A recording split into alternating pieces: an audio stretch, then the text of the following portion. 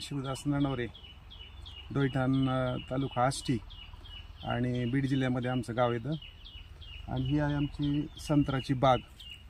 आज तारीख आहे बघा 28 मे 2025 आणि तुम्ही बघाल की ही बाग अशा पद्धतीनं याला फुटवे निघलेले आहेत. आता वास्तविक बघितलं ना तर मागच्या वर्षी आमची झाडं निघलेच नव्हते. फक्त 400 झाडापैकी 100च झाडं निघले होते आणि 300 झाडं मोकळे होते, फुटवाच नव्हता निघला.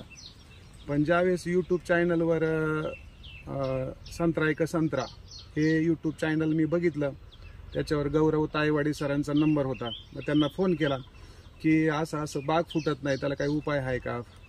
आणि मग त्यांनी सांगितलं आपण बेसल डोसपासून तयारी करूया. बघा तुमची तयारी असेल तर कन्सल्टन्सी घ्या आणि नाही फुटलं तर मग बोला ना. मग मी त्यांचं मार्गदर्शन घेतलं आणि उन्हाळ्यामध्ये बेसल डोस भरला. म्हणजे पहिला काय 100 झाडच होते ना, मग ते तुटून गेल्यावर मी त्याला सगळी खतं भरली त्यांच्या म्हणण्यानुसार, एक फवारा घेतला. आणि आता बघा तुम्ही झाडाला ताणच नाही, म्हणजे नव्हताच.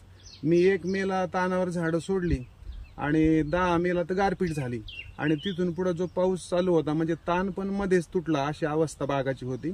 आणि बागा फुटेल का नाही ही पण गॅरंटी नव्हती. पण मी सरांना फोन केला, असं झालंय, पाऊस झालाय.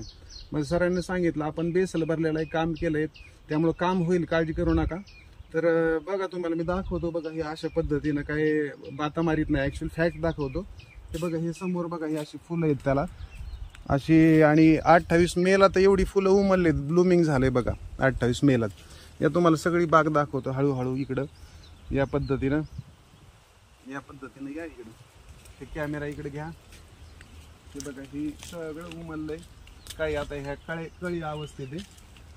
हे बघा हे कळ्या घ्या दिसतील त्यांना. हे बघा हे सगळ्या कळ्याच आहेत बघा.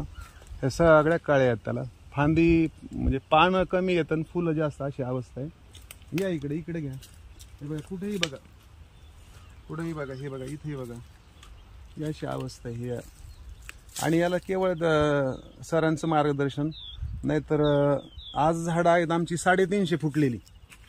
फक्त 50 झाडं कमी असतील, नाहीतर 350 आउट ऑफ सगळीच फुटली. ती पण अशीच आहेत सगळी झाडं.